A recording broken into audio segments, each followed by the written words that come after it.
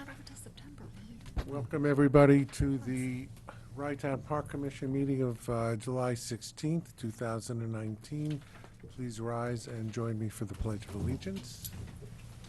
Allegiance to the flag of the United States of America and to the republic for which it stands, one nation, under God, indivisible, with liberty and justice for all. A very unusual roll call tonight. Those in attendance and watching on TV might note that we have a number of substitute acting commissioners. In fact, I'm the only regular tonight. Debbie, please call the roll. Acting Commissioner Julie Souza. Here. Acting Commissioner Richard Mecca. Here. Acting Commissioner Jason Klein. Here. Acting Commissioner Frank Ferreira. Here. Acting Commissioner Lindsay Jackson. Here. President Zuckerman. I'm still here. We will skip the adoption of minutes because I don't think anybody, very few of the members up here were present at the last meeting. Public comment on non-agenda items. Does any member of the public wish to speak on an item that is not on the agenda? If so, please feel free to come forward to the podium. Seeing none. Pardon me? We have somebody? Yes. Please.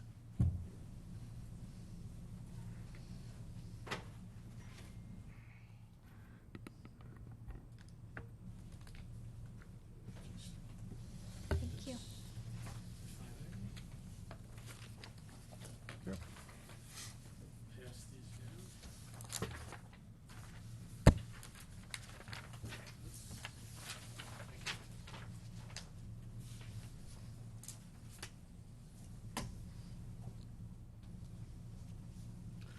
Thank you. I'm here to speak about an event Please. that happened in Rye. State your My name. name is Peter Feynman. I'm a resident of the village of Portchester. Thank you. And I'm here to talk about an event that occurred in Rye in 1685 and how we should commemorate it. And my investigation into this work, which led to the blog that you see there that was posted back in June, was assisted by Sherry Jordan of the Rye Historical Society, the Westchester County Historical Society, the New Netherlands Institute, and Phillipsburg Manor. And it has to do with Frederick Phillips, who in 1685 decided he wanted to be a slave trader, sent a cargo ship to Angola, picked up 146 people there, went to Barbados. Of those who survived, he sold most, but not all of them. He had 9 left that nobody wanted. So the captain of the ship, Mrs. Phillips, and their son decided to head for Rye. And they landed here in 1685. One of the Angolans was brought to New York. The other 8 were marched across Westchester, where they began the construction of the Upper Mills, today known as Phillipsburg Manor. So that process started here. Now you may wonder, why did they go to Rye, of all places? Seems to have been a one-time deal. The odds are they were trying to avoid taxes. New York City was on its way to becoming the leading slave market in the second leading slave market in the United States. And I'm assuming now, and we can't prove this, that they were going on the basis that Rye was still part of Connecticut. So if they came here, they could avoid the taxes. This means most likely that when they sailed to Rye, they did not first go through New York and then sail up the coast in Westchester, since they would be visible. More likely, they sailed around the eastern part of Long Island, sailed down the coast of Connecticut, and then came here. They didn't mention that they were in the Byram River, and most likely they were trying to avoid the settlements in Rye at that time. So the odds are they were in Portchester Harbor somewhere We'll never know exactly where. How do we know all this about this incident? Well, he was sued because his attempt to avoid the taxes in New York led to a lawsuit against him for smuggling, and that's why we have some of these legal records, which I have here with me if you're interested. He was acquitted because, well, he's a rich guy, and when you're rich, you can get away with smuggling. So in going through this, we have these people who landed in Rye, possibly in Portchester Harbor somewhere. I suggested that we put up a New York State historical marker or something like that and put it at the Rye Playland boardwalk. And Sherry agreed, and I spoke to George Latimer about it, and he agreed, but he didn't do anything about it. In some discussions after that, some people said, well, why just do a state facsimile marker? Why not do something more artistic? So one of the people suggesting that was a sculptor, and led me to the idea that we create a sculpture for these Angolans who landed in Rye. What you see in the handout is a picture of something similar to that, which I only found about afterwards, that somebody had done in Zanzibar with 5 people in chains in a pit before they were part of the Arab slave market trade in that part of the world. So that led me again to believe that we should have a sculpture here in recognition of this event in 1685. Not just a sign, although I'm not against the sign, but something a little more dramatic, something a little more visible, a little more powerful, a little more visceral, that will drive home the fact that, yes, we did have slavery here in New York, we did have slavery here in Westchester, and we did have slavery, or at least slaves passing through Rye in 1685 to build the Phillipsburg Manor, as we call it today. So I'm here today to propose to you that we take whatever steps we need now to go about the commissioning of this sculpture that we can present somewhere in the Park of Rye, where it will draw a lot of attention, become an educational resource, become a tourist destination point, and I think we'll really bring home the message as we celebrate 400 years of slavery, or not celebrate, recognize 400 years of slavery in the United States this year. That will bring home the message that that's part of our story right here. So I'm here to propose this idea to you, that we have the sculpture, and hope that we can proceed with this commission as to how we go about making that possible. Mr. Martin, you're the Portchester historian, aren't you? No, that's Greg Hamilton. Okay. He's the Village of Portchester historian. I'm the one who recommends that all municipalities have an historian because it's required by law that you have one, and not everyone follows it.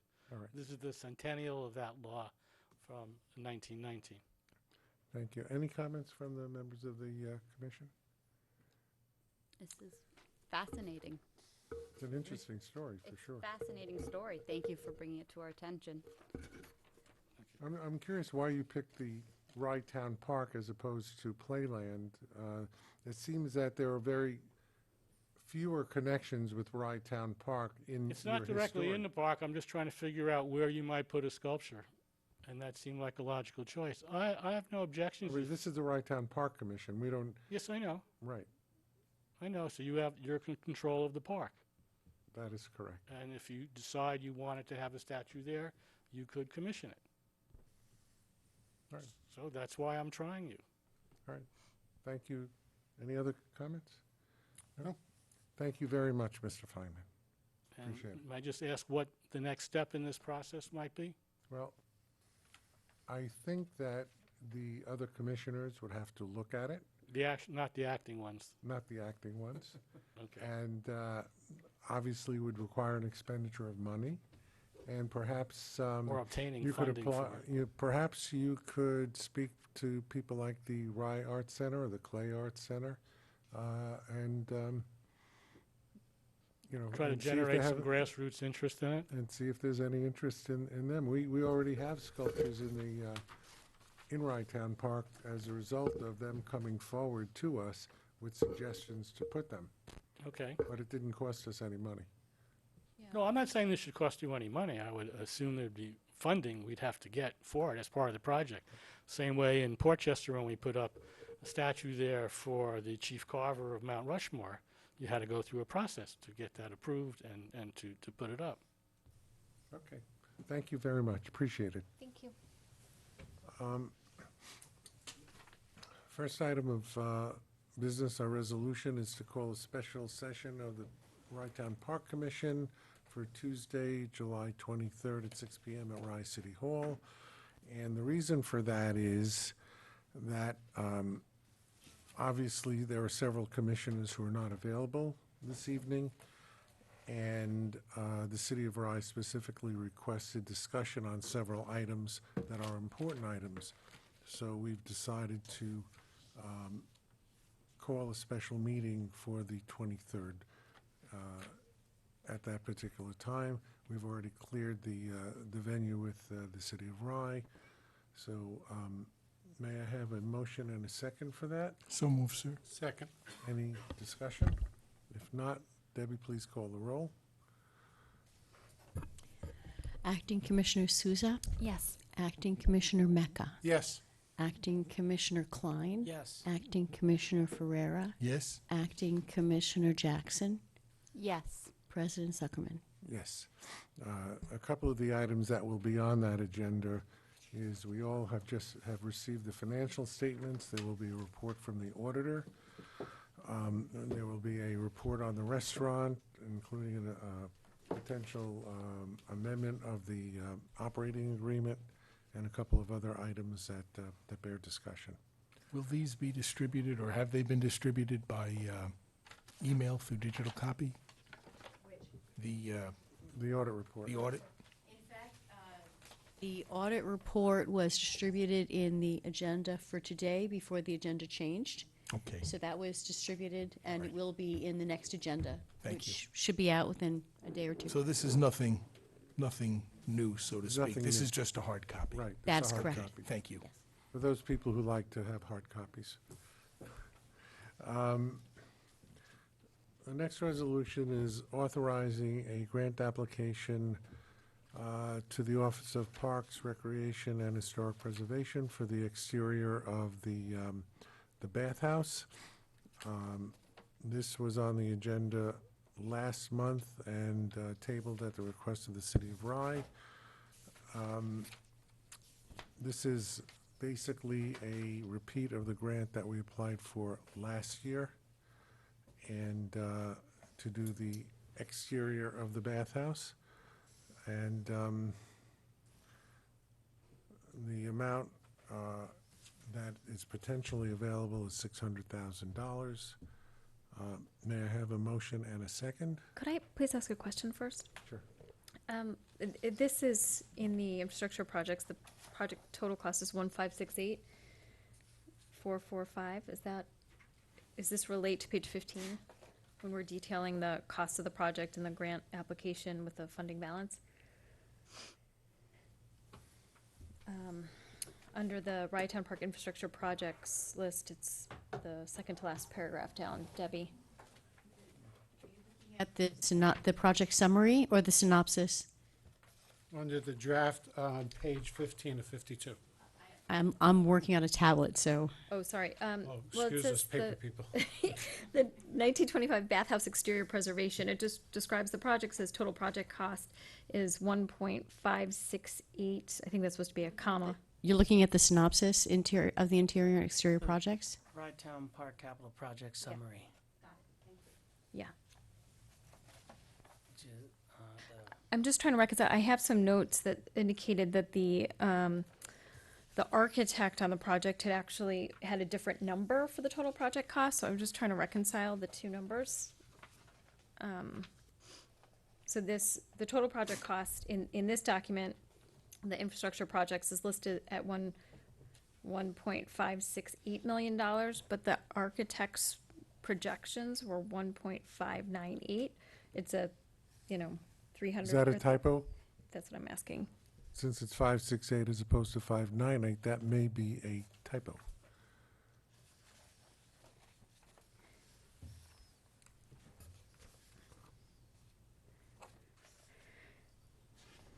Lisa's here. Do you remember the number?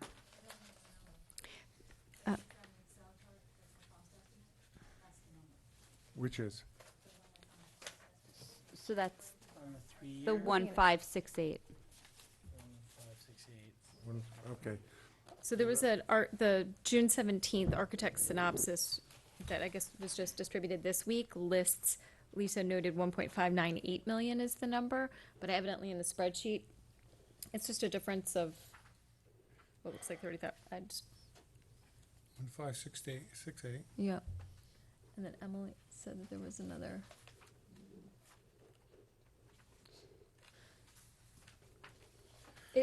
I just want to confirm that it's 1568 and not some notes. There The was, spreadsheet is 1568. right, but then the notes that were distributed had a different number, so I just, I didn't type those notes, by the way. I had an Excel chart done by a cost estimator, so I'm gonna look that up right now. okay, That'll be the number. okay. So someone might have inverted the numbers and either, I don't even share it. There we go. So then, that's a minor point, but the other point more is, what concerns me a little bit is, unlike everybody else up here, this is coming directly from the City of Rye's budget, annual budget, and we go through a budgeting process.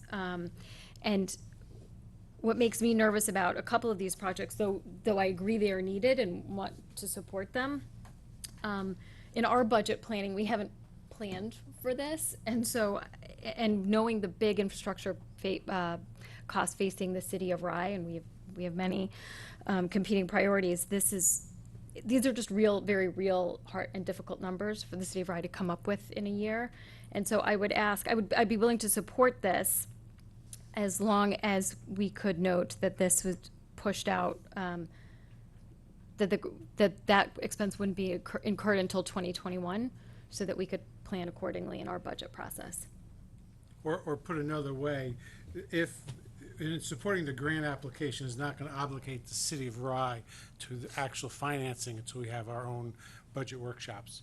So we feel you can go ahead with the grant application, but that can't compel us to fund the share that the grant application, if awarded to the Rye Town Park Commission, then needs a conversation of how our share is going to be financed, so we can go back to. The same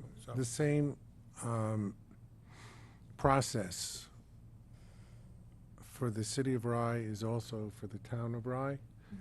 And right now before us is a resolution to apply for the grant. We don't know if we're going to get the grant. We don't know if we're going to get the grant in the amount that we're requested. Last year, we applied for a grant for the interior of the bathhouse and for the ramps. We asked for $500,000. We got $300,000. And so we, at that time, eliminated the interior and we're concentrating on the ramps. This is a fluid situation, but the one thing we know is if we don't apply for it, we can't get anything. So that's what we're doing. Under the law that governs the financing of capital improvements for the park, the commission submits a bill to the City of Rye and to the Town of Rye, and both the Council of the City of Rye and the Council of the Town of Rye have to take action to pay those bills. We do that every year after the audit comes in, and that's one reason we have an audit. And a bill will be submitted to the Town of Rye and to the City of Rye for the capital expenditures of the past year based on those audit numbers. So- The same, I'm just saying, I know that you may be unfamiliar with the process, but it's, nothing gets funded, obviously, until the city council and the town council agree how to do it, unless, of course, the money is in the commission funds, and we can take it out of that, which is, with numbers this large, obviously, it's not going to be. But, I mean, that's just how it works, so. Right, what I wanted, because we are subject to our own budgeting process and we haven't budgeted for this, I guess, in voting for the application of the grant, does that mean that we have to accept the grant and that we are voting then to put in the $641,000? We don't have to accept the grant if it's granted. If the grant is granted. We don't have to accept it, and we could turn it down, or we could not pay for it. That would be our decision if we got the grant. So how do I reconcile Julie, the? I'm also a little confused. I know what you're saying, and I saw the email that the mayor had written, and we've had previous discussions. This particular application was originally made last year, and the exterior was not granted. We announced at that time that we would reapply this year. We hired a grant writer to do that months and months ago. So this is not an unexpected thing. And I know that you are not the chief financial officer of the city of Rye, and that you're I am a sitting in- fiduciary, though, of the city of Rye. but you are also sitting in as an acting commissioner, and I'm a little bit frustrated with the process. I understand that the city has its budgetary processes, but I am confused as to why this grant and the interior grant were not foreseen in your budgetary process before the end of the year, when we knew all along that we were going to be making the application. And nothing was said, even when we hired the grant writer to do it, which was the same grant writer we did last year. So I'm confused on that part of it. But nevertheless, I'm requesting that we vote for these grant applications. And granted, I know that the one for the parking lot is new this year. That's a possible different issue.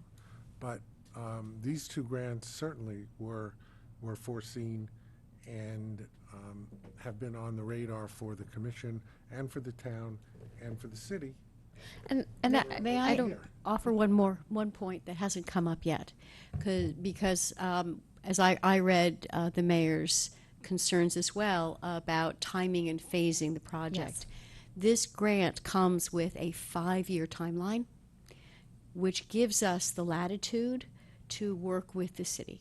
and I guess that cuts to the chase of my request, is knowing that, and I completely respect, Gary, everything that you've said, and I know I'm newer to the table, but I also know that we have had some unexpected issues that have cropped up in Rye too that need addressing immediately and are taking resources. So it's that balance, right? We want to invest in the park. We want this to get done. I'm saying if this happens next year, I don't know where we're going to get that money as the city of Rye. And so therefore I request that this and then the subsequent interior project be pushed out. I'm inclined to vote yes for both of those, as long as we can say that we wouldn't expend those funds or be expected to Julie, share that until 2021 and 2022. Julie, I can't agree to that until we actually get the grant, because we don't know how much we're going to get. We don't know if we're going to be able to do all the work or part of the work. And I'll state right now, if we don't get all the money we're requesting, then we're only going to be able to do part of the work, because it's a 50% match. We're asking for $600,000. If we got $300,000, we're obviously not going to do $1.5 million worth of work.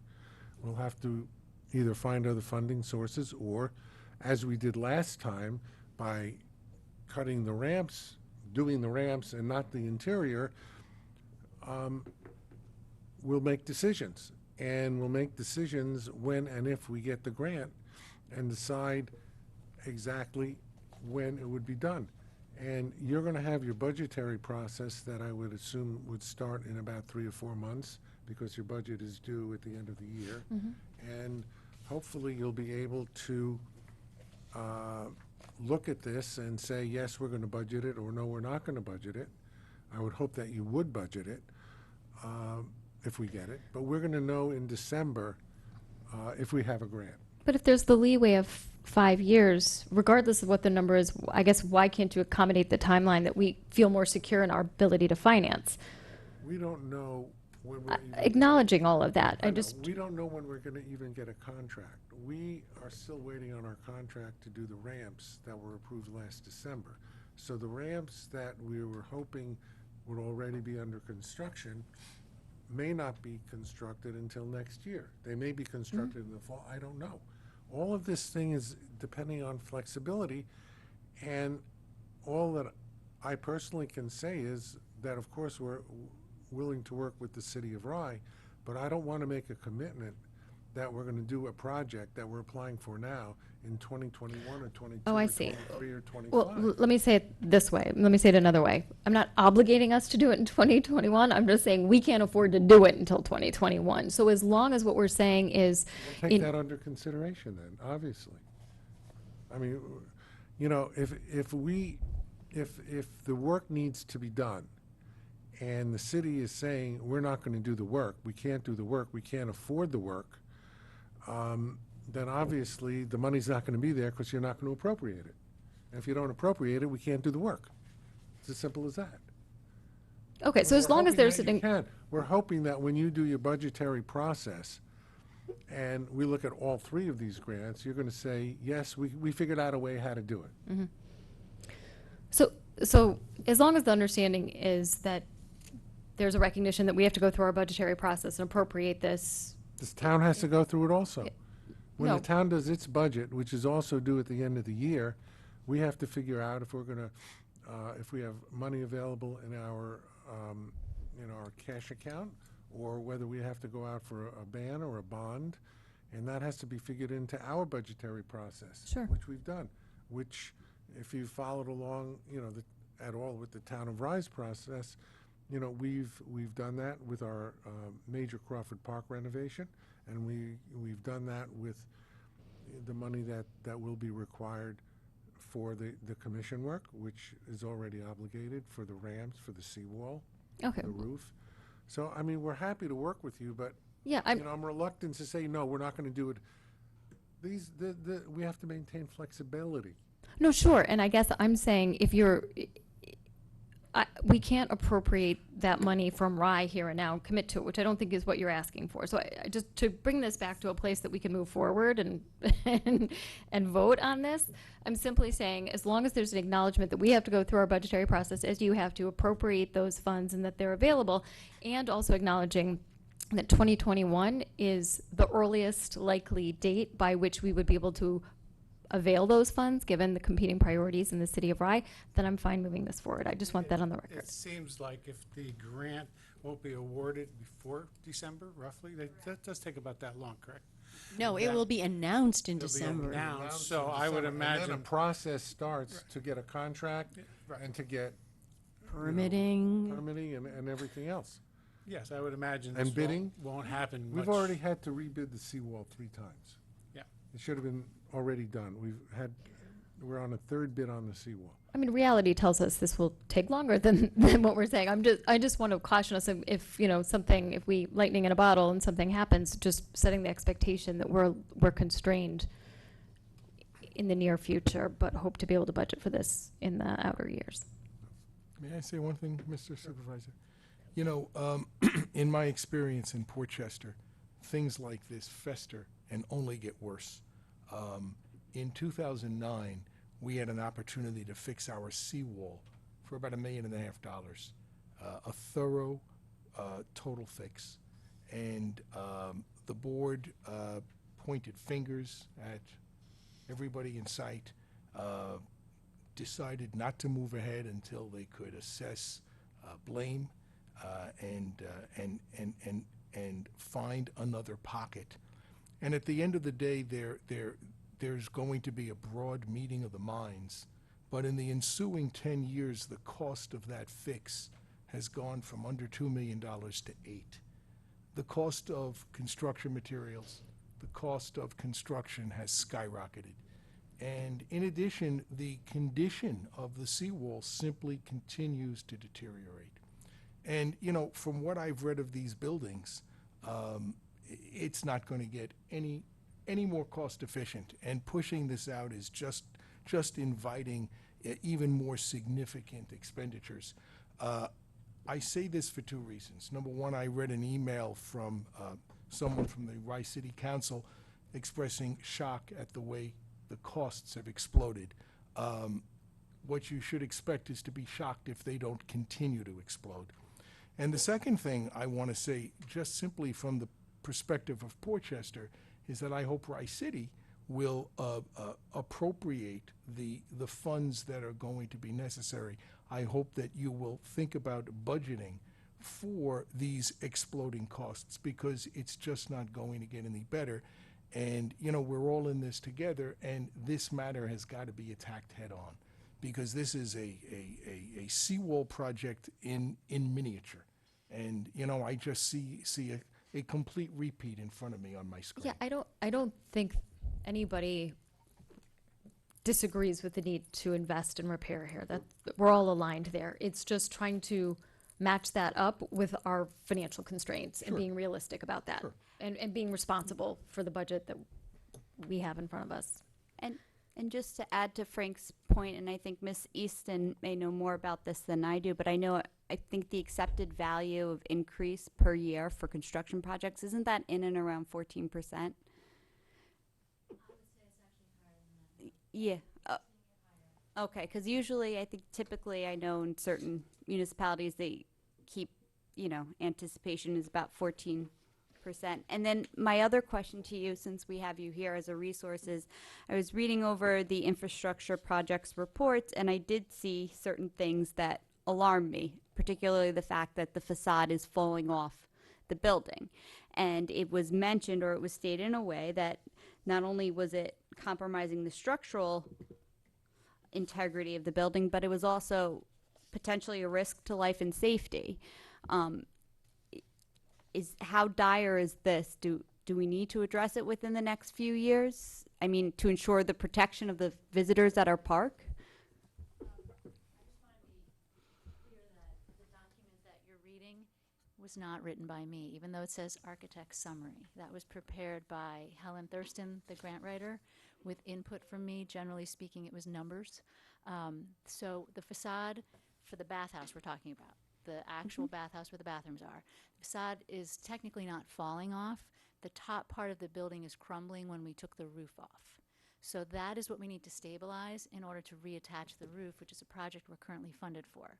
So we can't strap down the roof. We have to meet current code.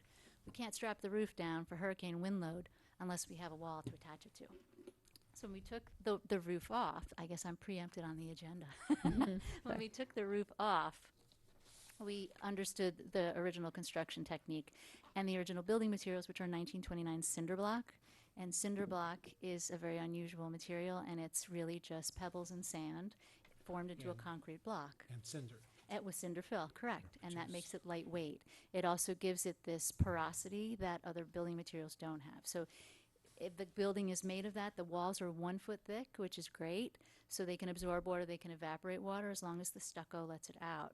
The problem with the bathhouse is it's been painted over and over and over, and it's been painted over and over with a ThoroSeal type product or almost like a rubber coating. So it traps the moisture in, so as that moisture tries to evaporate, the block disintegrates. So at the top part, when we lifted the roof up, where all of the rafter tails actually cut through, it was interesting. They were almost like crenellations. So that's the part that was crumbling and a potential life safety hazard. It's been removed. If you've been out to the building, it's been removed. It's been shored with plywood and pressure-treated wood, and it's held in place right now. The roof is tied down temporarily until we arrive at an equitable solution that's cost-effective Can we, to actually repair it. let's talk about that when, Okay, but she asked the I question. know she did. Sorry. Okay, that's okay. No, I just had one Does more. that help? Well, I just had one more quick concern, because this has been sort of my concern with the park facility in general, is that, as you know, weather patterns are changing and we are at risk of severe weather. At this point, if we were to have a storm, I mean, we've already started hurricane season with Hurricane Barry in the Gulf Coast. Are we protected? Will this structure be? The structure is fine.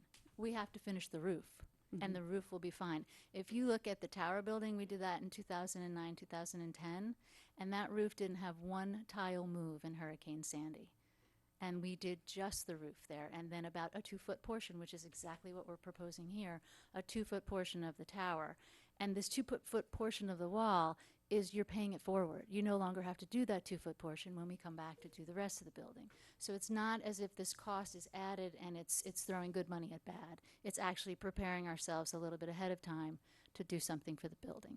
So one of the things I would just mention, so Gary, sorry, I lived in Rye for 18 years. I put the park and the beach on the National Register of Historic Places pro bono so that you could go for grant money to fund the needed restoration and repair of these buildings and the park and the beach and the seawall. And so here we are. The fact that the buildings are in such a state of deterioration is because there has been a lack to no maintenance for decades. The can has been kicked, it's disintegrated, it's floated across the ocean. So we're faced with what we're faced with. But these buildings are significant, the park is significant. They're not in a dire state, they're not in a point where you can't use them. And the bathhouse is really the nucleus of this park. And it's a building that can be many things. And if we do the interior and the exterior, it's going to be not only your bathhouse, your main storage area, and the functioning facility for the park and the beach to work year-round and generate income and promote people to come. So that bathhouse is a critically important building, but it is not in jeopardy of losing its roof in a hurricane. I mean, technically speaking, we have to attach it down with hurricane clips, but we're getting there. But the walls are not falling off the building. Just the top part of the building is crumbling. Thank you. Do you want me to actually correct that number too while we're here? Yeah, I is did that- look it up. Let me just get it.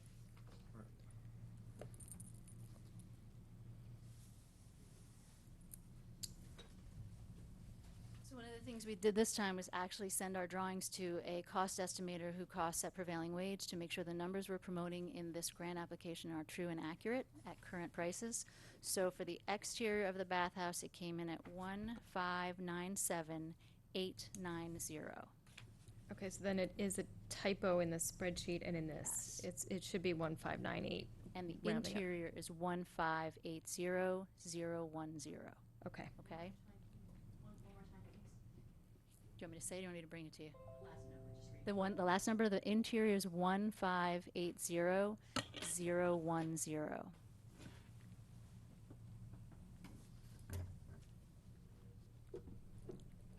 Okay. Thank you, Lisa. All right, so Debbie, you changed that number on the Resolution 29? I'm having trouble reading.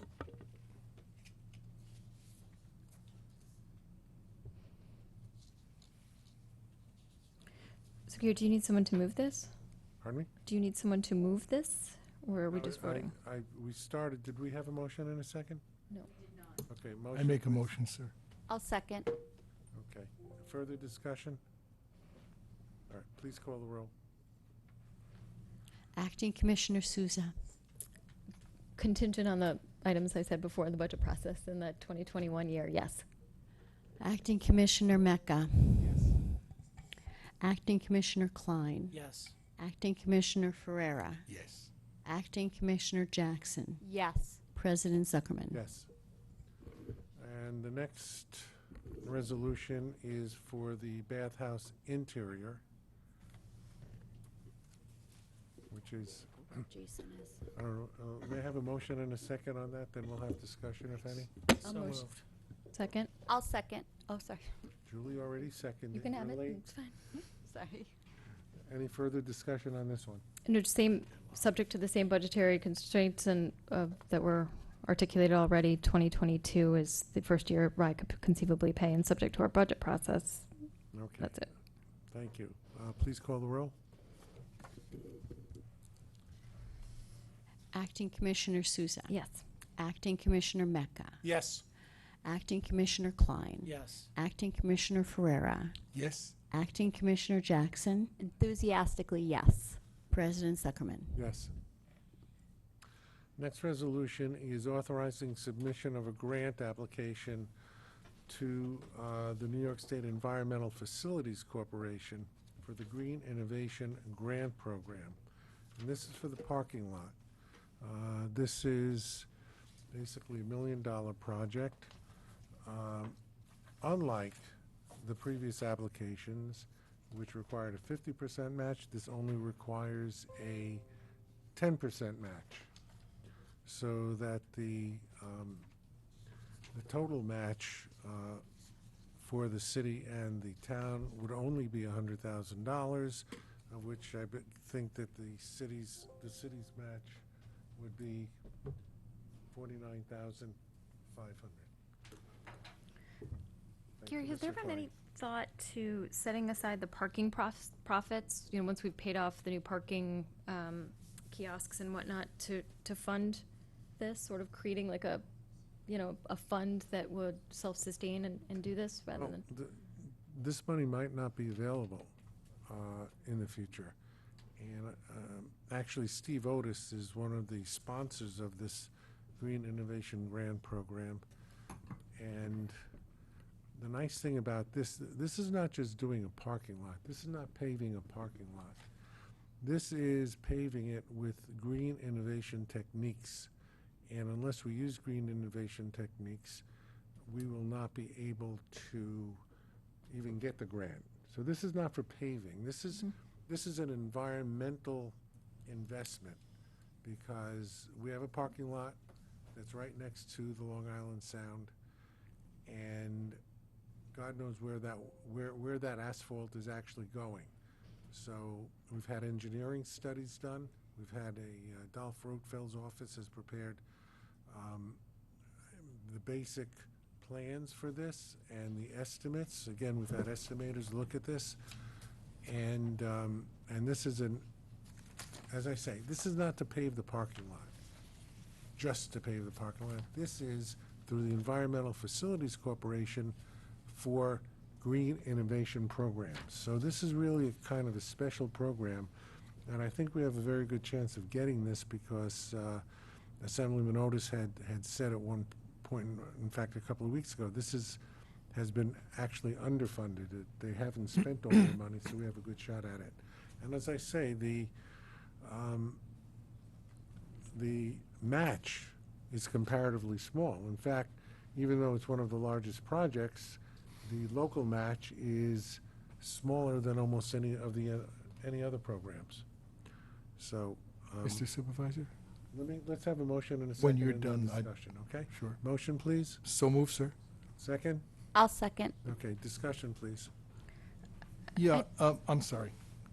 You want to I don't say want to step on Julie. Nope, go ahead. Yeah, you know what, I'd be pleased to share with the supervisor, and he can distribute to the commissioners, Portchester's Green Infrastructure Guide that we put together within the last year or so.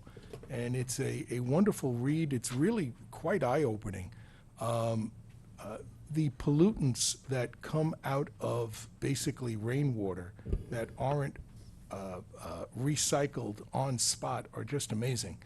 And this kind of runoff that ends up in storm sewers and ultimately in the Sound are a real environmental problem. And for us to be able to solve Rytown Park's contribution to this problem for $123,000, I think is just a wonderful opportunity that we should not forego for the sake of trying to save a few pennies.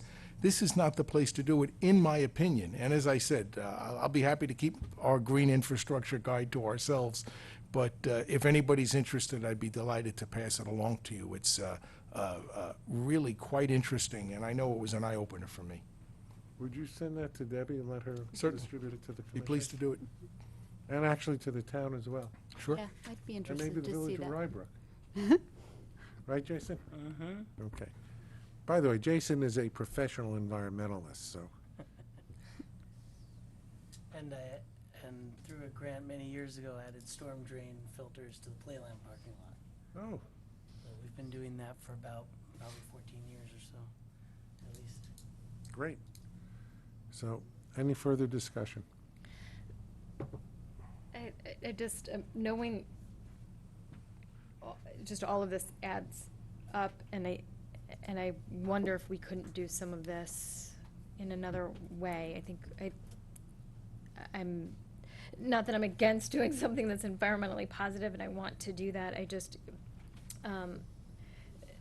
And maybe in your municipalities, $49,000 is nothing, $49,000 is a meaningful amount of money. In Ryan, we do make, we labor over decisions of expenditures like this. Well, just to correct you, I don't think the Village of Portchester needs the budget. That's true, It comes from the town's budget. Is that correct? yeah. That is correct. Okay. But the town needs to budget. Well, no, I'm And- just, And just to make it clear, when the town budgets something, the Village of Portchester, the Village of Rybrook, and the Rhinex section of Amerenik get the tax bills. and they're happy to pay, I'm sure. And also, just We run a very efficient town. I know you do. just speaking as someone, you know, who is a fiduciary for the town of Rye, I know, and we have our attorney here, that, you know, this parking lot is deteriorating, and there has been litigation pertaining to the state of the parking lot and people getting injured. So that all comes into the budget, right, at the end, and those costs are then, you know, shared with the city and the town. But I thought this was an environmental remediation, not updating the parking lot. Is that what you just described?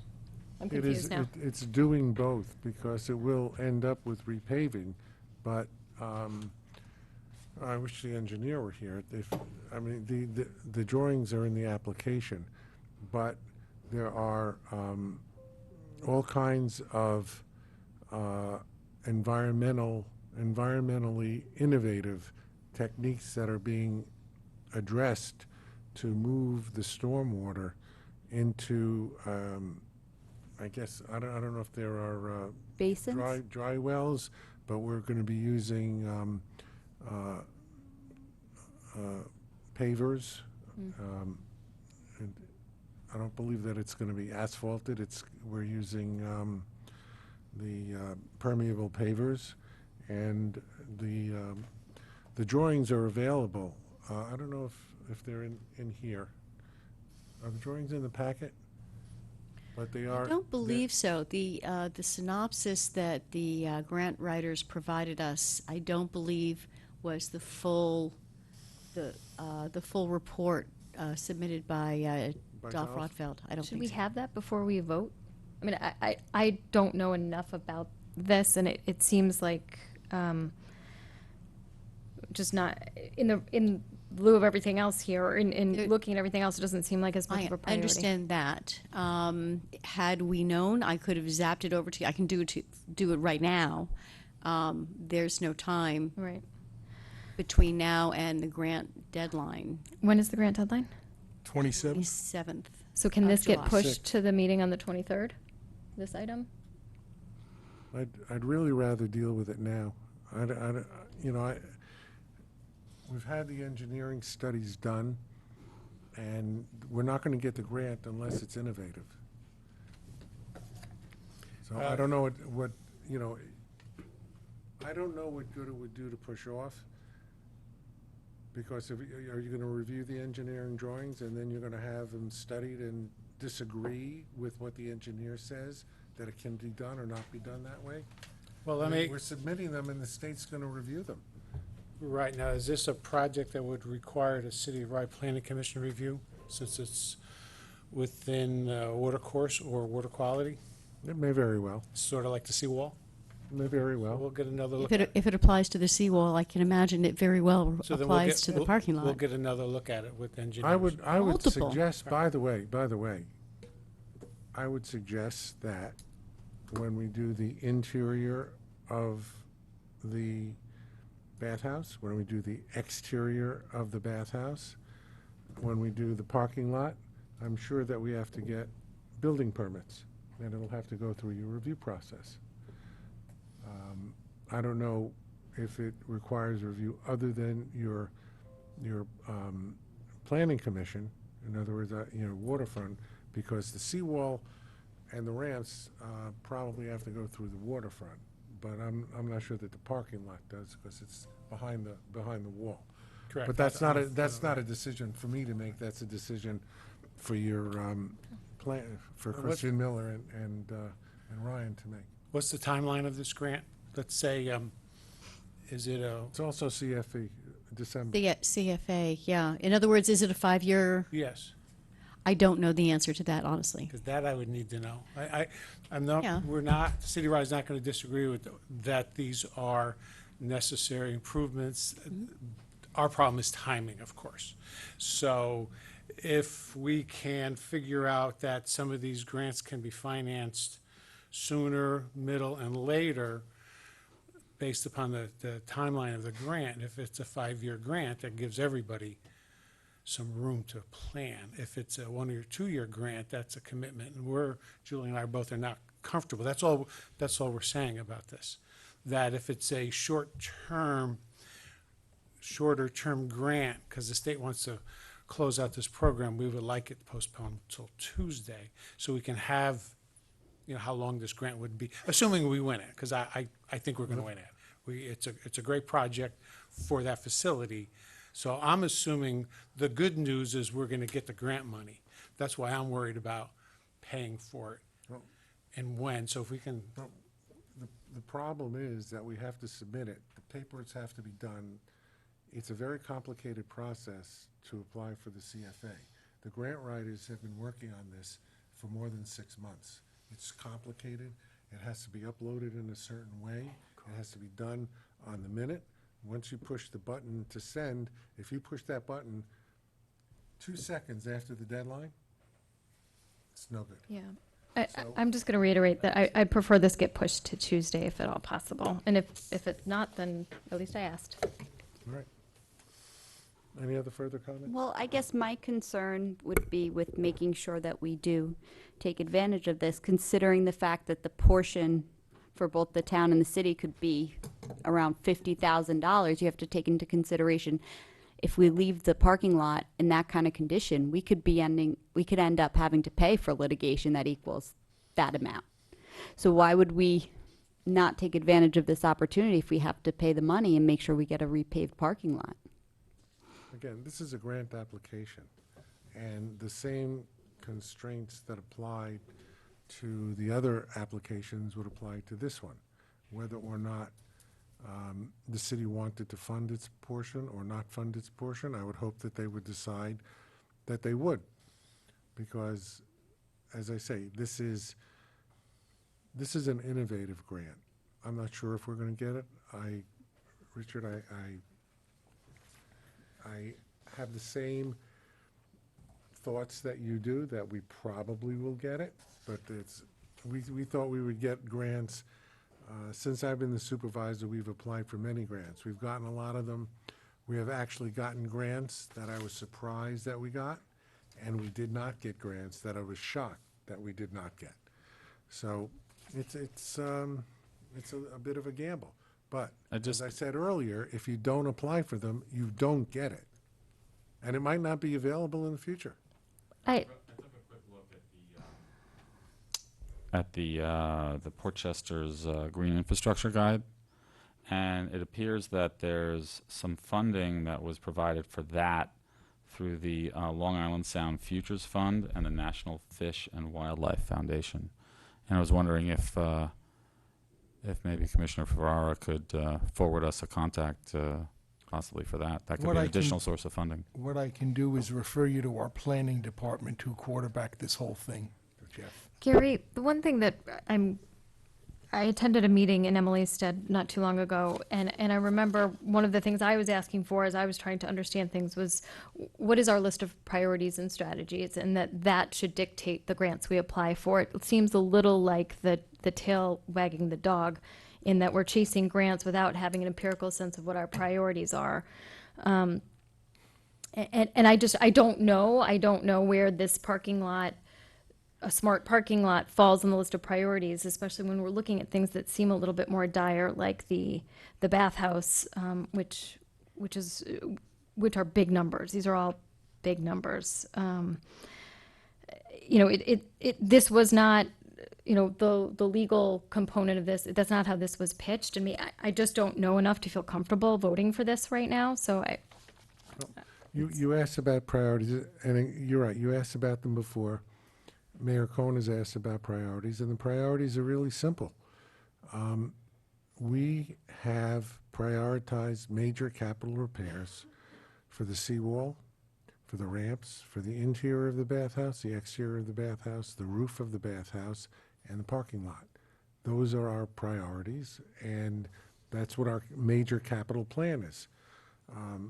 We have other capital plans that are far less extensive, such as, do we need a new golf cart for the?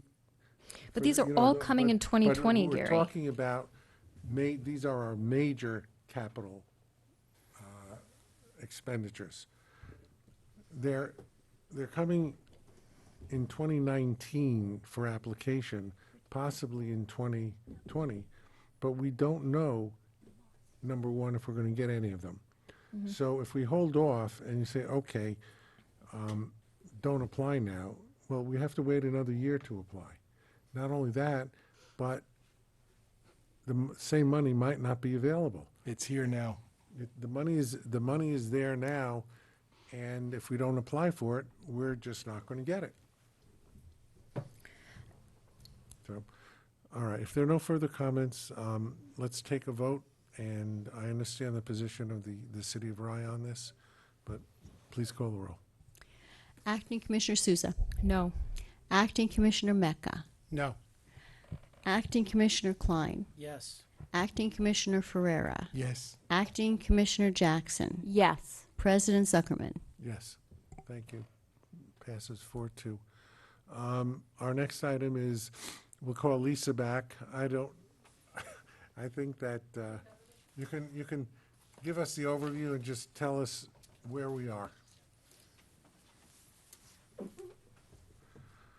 This is regarding the roof, and let's just, for background, the roof was in terrible need of repair. Assemblyman Otis got us a grant of $250,000, funded through the New York State Dormitory Authority, and the commission is committed for $100,000. Unfortunately, the bids came back, and the low bidder was $556,000. And in addition thereto, Lisa already explained part of the problem with the roof. If you could just give us an overview and where we are and what we're proposing to do. Sure. So I think I covered the masonry issue, the additional scope of work required there, the additional carpentry. Debbie, were you able to share the little PowerPoint presentation that I put together and emailed you yesterday with the commissioners? I'm sorry, I didn't see a PowerPoint. I saw a memo. Oh, there was And I did about a press. 12-page photo I didn't montage. see it. I'm sorry. That came before the memo. It was like an hour prior. Okay, that's okay. The field reports that we had produced previously, the commissioners had seen, not this set, unfortunately. So we have additional carpentry items. They are particularly at the dormers. If you know the building, it has 20 little dormers that are unfortunate because they have their own individual set of framing, and essentially two rafters, double rafters, support either side of it. Those rafters are supported by the masonry wall that is crumbling, so the edges of those rafters have been moisture saturated for decades. So when we took the roof off, there's really no bearing left, so we have to splice in new rafter ends. And in order to do that, we have to remove the framing that holds the ceiling in place. There's a bunch of other things that happen, a domino effect, in order to replace those two double rafters on the side of 20 dormers. So imagine 40 double rafter sets around the Lisa, the request is for an extra. So the Right, this question is the that I extra. think the commissioners might be asking is, could we have foreseen this? We couldn't have foreseen this without taking the roof off entirely, because these rafters are covered with, it's almost like a stave vault. It's the dormers have a rounded cap, and that rounded cap needed to come off, and when we took it off, if you were able to see the field report, every single dormer, the rafters have been chewed by squirrels. There have been squirrels' nests. It's a very warm, cozy place underneath that vaulted ceiling. So we could not have forecasted it. But I do want to say that when we did our documents, we estimated an allowance for every repair possible that we knew of. And so the value of the credit of the unused scope of carpentry work totals about $51,000. The add of the carpentry, if you deduct that credit, is about $4,000. So we're looking at a real add for the masonry work only. And the masonry work totals at prevailing wage, based on the time the contractor is estimating, about $213,000 worth of work to rebuild the masonry walls in a stable way. So we're still vetting that number because understanding prevailing wage is a tricky one, and it's an add of scope. So we want to actually know how much time it will take, because that's what's really driving that number. So we are still, Originally, number. the thought was to put an item on the agenda to approve the change order, but I directed that that not be on the agenda. It may be on the agenda for the 23rd. We have also been in contact with the City of Rye, and the engineer and the city manager, because of the considerable expense. We wanted the city to be satisfied that the work that is being proposed is in fact the correct work. And so I believe they are going to recommend an outside engineer that they use to reaffirm what the scope of work would be and what the appropriate cost would be before we approve any extra of this size. I've also been in contact with Assemblyman Otis, who graciously has told me that he will be searching out additional funds that will hopefully, if not eliminate, reduce the burden on the Park Commission, the town, and the city for the excess cost. So that's where we are at the present time. Any questions? Yeah, I guess one question, is there still an apartment above there? no. It's just attic space. That You mean apartment That I is no can't longer even there? stand up in. There was never an apartment in the An apartment bathhouse. in that building. You may be thinking of the tower Tower building? building? No. Did you live there? No, I know somebody who did. All right, well, I wonder where that Well, came maybe from. that's I- what happened to the well, dormers. here's where I'm going with this. Now, I was a lifeguard there in 1971, so forgive me with being the ageism here. But at that time, the park did a lot of these repairs with the village and town employees.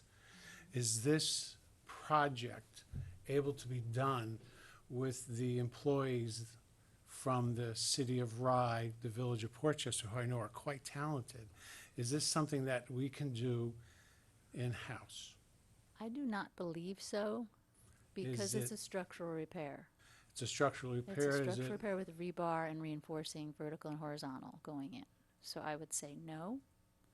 Has anybody checked, are there any masons still working in the village of Portchester? I know there used to be, we used to have that civil service category, and I don't know if there's one in Rye. I don't know that we could even do that prevailing wage, though. It's a public works project. It's an interesting idea, though. Well, again, we used to do all the repairs in-house. I know things are different, it's a long time ago. However, they had prevailing wage back then as well. So, just a thought, I know it sounds like an extra, but if we have qualified people, which we might, should that be something we look at? Or in your professional opinion, keep in mind, I'm a building inspector. So in your professional building, is this something that cannot be done? Does it involve scaffolding? Does it involve climbing? Scaffolding's already there, and they're doing it from man lifts, so I don't see that preventing it. And if it were qualified masons that were skilled and certified, Is It's a that a possibility. plausible way to look and at then this, the or? contractor comes back and puts the roof on. You're looking at me, and I'm, I'm you know, looking- if looking at there are everybody. skilled, if there Richard, are that's not a- skilled it's- people, I'm going to put them to work. However, I would say that every time we have requested labor-oriented assistance from our Partners? constituent, our partners, the answer has 99% of the time been no. Gotcha. Okay. Next. I think one of the reasons for that is that each of the villages and the city has said that their employees are otherwise gainfully doing the work of the city and/or the village and cannot be spared to do other work. Gotcha. That's probably more true than not. One thing to bear in mind, prevailing wage may be redefined over the course of the next Yeah. 12 months or so. There may be an exemption for historic buildings. So that's something to I keep in mind. don't know about municipality owned, though. I know that they just voted it down, I believe it was last week. Yeah, And- they're going to take another crack at it. Right. Yeah. And I know it's still holding true for state-owned properties. I don't know about the municipality-owned Really? Okay. properties. Thank Yeah, you for That's that. something to check. 7 o'clock, did it go down? Oh, okay, no, sorry. What happened? Actually, a lack Thank you. I of air just- conditioning is Welcome. an My incentive pleasure. to move But the there used to be meeting an apartment there. That's good to know. Gentleman Jack, who watched over the park, lived there. So, On the second floor of the bathhouse. yeah. There were no stairs until we opened a hole in the ceiling half a year ago. I think the bathhouses have been reconfigured, if I remember right. I have a feeling, So, Richard, anyway, let's move on. Richard, Sorry. I have a feeling that there was a lot of work done in all of these buildings over the course of time that may not have been done to today's standards and with today's permits. My guess. Okay. Okay, so the next item is a resolution setting 16 as the age of unaccompanied minors to be admitted to Rye Town Beach, as required by the New York State Health Code. Last month, we approved a change To 14, yes? to 14, and Jamie Jensen had written us a letter and made a very convincing case as to certain changes to be made. This was one of them. Subsequently, we found out that the state of New York requires unaccompanied minors to be, the age of unaccompanied minors to be 16. So we have to redo our previous resolution. I'll move it. Second. Please call Is the that roll. Julie?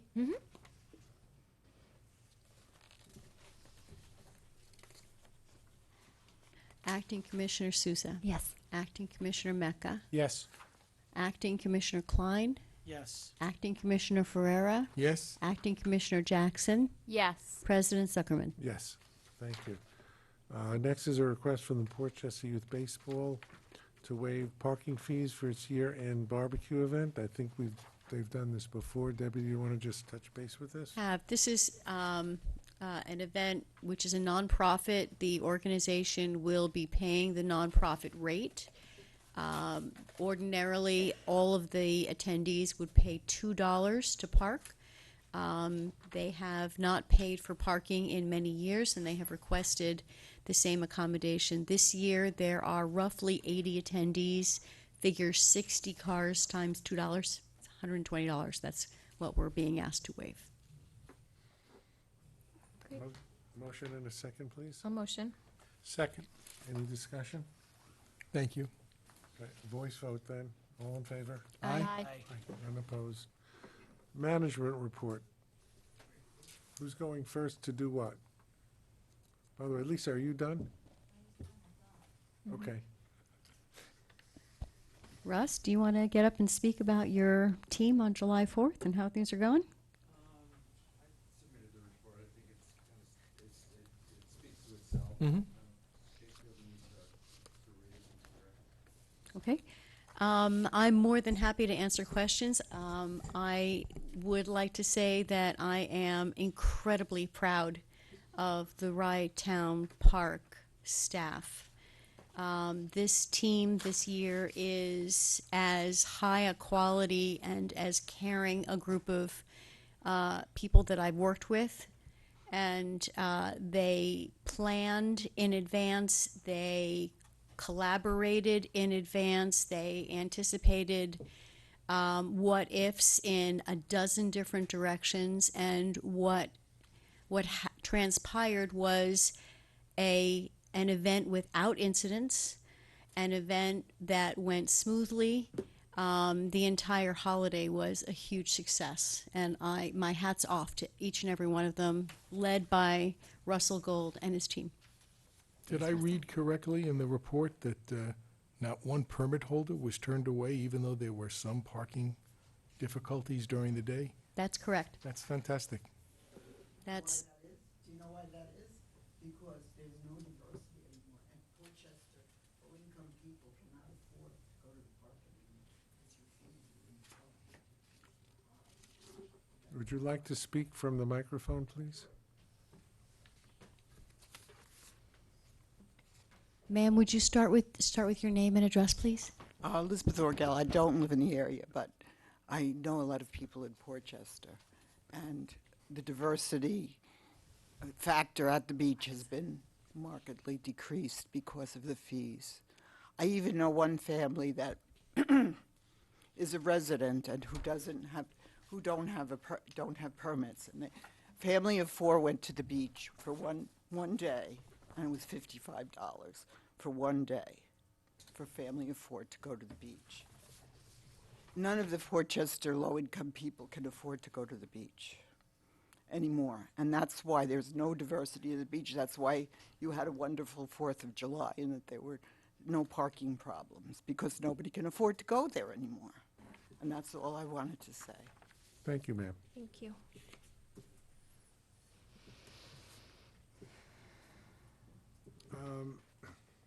I think the only thing left is, There's one thing I would like to say is that Elon Katzen, our program administrator, has spent some time going over the numbers with regard to revenue, and he's prepared to make a brief presentation if you'd like to hear I it. was just going to ask. Okay. Without the slides, right? You had something, but the machine's broken. It's true. His slides are in your packet.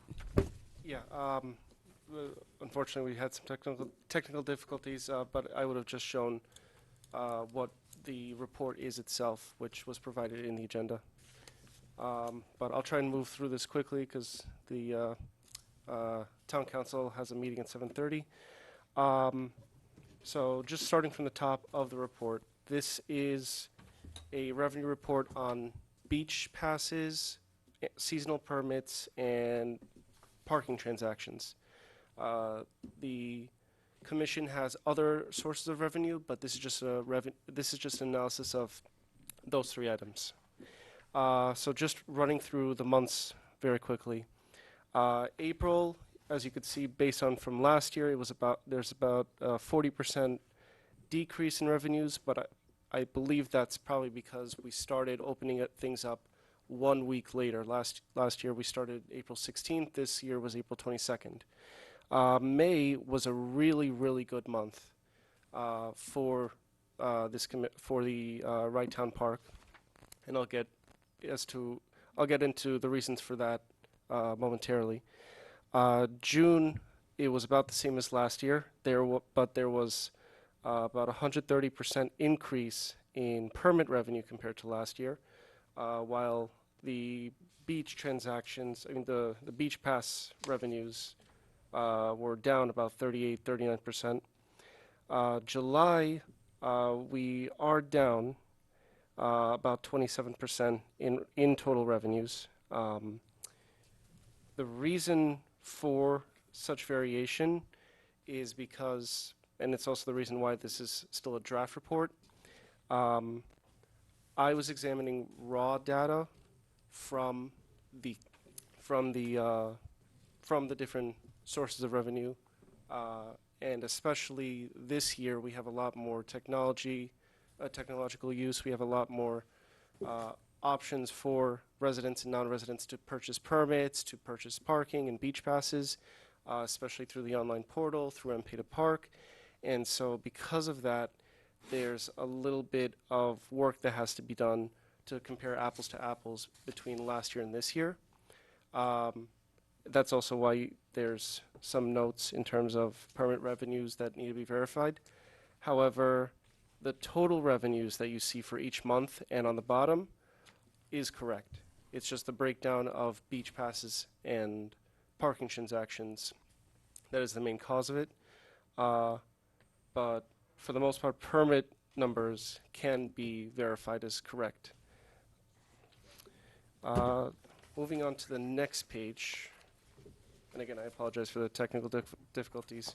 The next page, you have 3 bar charts. On the top, it shows total revenues. As you can see, $573,802. That is about 11% higher than last year and is slightly higher than 2016 and 2017. In terms of where we are as compared to the adopted budget for this year, we've made about 45% of revenues. That's down from last year, which at this time we were at, I'm sorry, down from 2 years ago. Looking at the audited 2017 numbers, we were at 54% of revenues at this point. In terms of beach and parking combined revenues and seasonal permit revenues,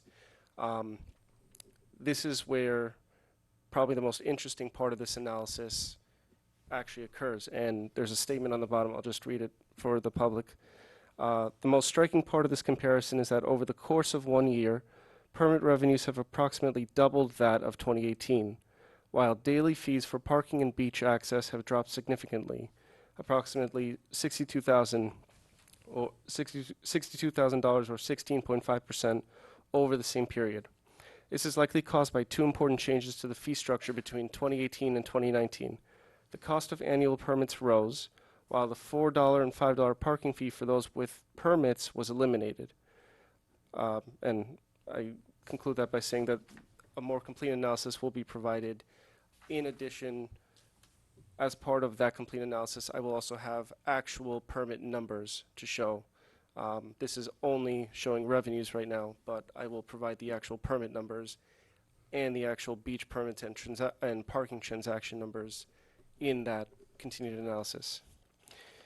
Moving on to the last page, just to close this out. Looking at the 2 holiday weekends we've had so far, Memorial Day and Independence Day, I mentioned earlier that the month of May was very good for the Wright Town Park and Beach.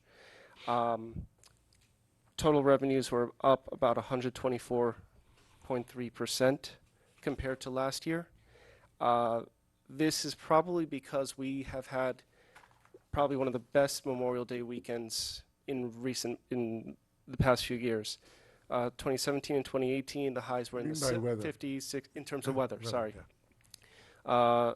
The past couple of years, the highs have been in the 50s and 60s and 70s, and in 2016, it actually rained on Monday, Memorial Day. This 2019 Memorial Day weekend, the highs were in the 70s, 80s, 90s. It was beautiful weather, and so that's probably the biggest contributor to why there was such an increase this Memorial Day compared to previous ones. Lastly, to close it out, Independence Day weekend, we were actually down about 8.2% in total revenue compared to last year, and even more down compared to 2017. I'm not exactly sure why that's the case. The only thing I can think of is that this year Independence Day was on a Thursday. Last year it was on a Wednesday, which is also why it was about the same. And 2 years ago, when we had about 40% more in revenue for the July 4th weekend, 2 years ago it was on a Tuesday, so a lot of people had a lot more extended weekends, and it may just not have worked out for this year, even though we had about the same amount of time. Also, just for clarification, when I put here July 4th weekend, I included 4-day weekends. So the dates for last year, when it was on a Wednesday, I included July 1st through 4th, Sunday through Wednesday, or Saturday through Wednesday. But this year it worked out Thursday to Sunday. So does the commission have any questions? That's great. Thank you. Yeah, so I'm just curious, because the new thing this year from the other years is this mobile pay to park. Mm-hmm. So now I have a pass to go to the beach, but I don't have a parking pass because I literally can walk there. So is this people who are coming to the restaurant, or, I mean, who comes to the beach that doesn't already have a parking pass? Is that number, I mean, because we have no prior data. So that's like a new column. So how do we explain that number? Well, Thank you. what we don't have here, what we have collected is for people who go to the restaurant tend to be the 2-hour time block purchasers. But there could be a whole lot of reasons why people would buy 2-hour blocks. So that would be difficult for us to measure. There are many people who come to the beach without permits. In fact, most. So, but also we haven't really measured that in the past. So Right. comparative numbers would be impossible. Okay, so we Although really, we it's just- can get, by the time we get our technology humming, we are going to be able to compare unit sales, which will give us a much better idea. so we are getting a significant number of people who are coming to the beach and the park who don't already have a parking permit and a season pass. Correct. That's what that's saying. Okay. Yes. Thank you. Thank you. Just from the point of view of some issues that arose with our ability to manage cash and our move to technology, I think the bar that shows 573,000 total bottom, that's basically like a bottom line. We're ahead of the last 3 years, almost $50,000 to date. Speaks volumes. It does. I see a new column. I was just wondering if that's a new mobile pay, right? Yeah, that's right. Yeah. Well, there are 2 new columns because we have we have kiosks now, pay stations that we've never had before. Right, okay. And if anybody pays cash at Right Town Park, it's into a machine. Right, gotcha. Thank you. If I may also comment, in line with the comment from the town attorney, looking at the raw data for this year specifically, there's a huge amount of customers that are using at least one of the new technology tech upgrades, either the online portal or in-pay to park or the parking kiosks. I'm gonna have to go back in and look at the exact numbers for usage, but just at a glance at it, at the raw data, there is heavy usage from visitors of the park to using those new technology, those new upgrades. It'll be interesting to just see this over time, you know. Yeah, I and mean, then we this is can the first model it year. more. Yeah, no, You it's a know- good data collection year. We built into our assumptions that this was going to be a real shock to the system, and we assumed our unit sales were going to be way down. No, I We think- assumed that, and we did raise our rates, Yep. particularly for non-residents. You're right. So we also assumed that there was going to be some price elasticity issues. Yeah, and once we get all the data from the kiosks, from M-Pay to Park, looking at permits that were issued, then we're going to have a base Yeah. to make a determination for next year how, if and how the rates should be adjusted, up, down, sideways. We made a concerted effort to emphasize permits, and permits are way up, right? Way, way up. And we'd like everybody to double? get permits rather than, The revenue has individually. doubled for permits. Again, I'll have to clarify, I'll have to get back to you on the actual number of permits, but based on the revenues for permits, I mean, they've doubled since last year. That's a significant difference. it's great. So, I mean, as we say, you know, it's a work in progress, and we'll see how it shakes out, and we'll see what the revenues are this year compared to last year overall. The one thing I'm really happy about is we're not handling cash at all. That's You great. can't use cash in the park. If you want to go to the beach, you can still use a credit card. You want to park, you can use cash, but it goes into the machine, and there's no handling of money. You know, we've moved finally into the 21st century with our technology. And I think one of the comments, I forgot who made that, is people are using the technology. I think you did, Alon.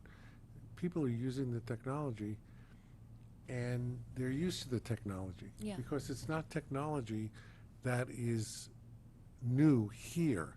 People use it when they pay at parking lots, when they pay at the Absolutely. train station, when they pay on the street. It's all technology that's being used already. I remember when we first looked into it, somebody said, well, how are our seniors going to handle the system? You know, and I looked at myself and I said, we know how to do it. We really do. And and it's true. I don't think, once people got used to the rate structure and how to do it, I think it's worked fairly smoothly. Mm. You know, and it's only going to get better. Yeah. As people get more and more used to And the there's more system. adoption. I mean, it's everywhere, you're right. Why were you looking at me when you said seniors? We're getting used to, oh, all right, now Looking at you, me. you glanced my way. No, I was looking at me. Because I'm older than you are. Oops. All right. Ellen, thank you very, very much. Thank you so Very much. much Thank you. appreciated. Thank you. Looks great. Anything else? Any other comments? Anybody, any commissioners wish to make comments before we have a motion to adjourn? Motion to adjourn. Second? All in favor? Aye. Okay, we are adjourned. Our special meeting is on the 23rd at the City of Rye. Our regular next monthly meeting, August 20th, is at the Portchester Courthouse. Thank you all. Debbie?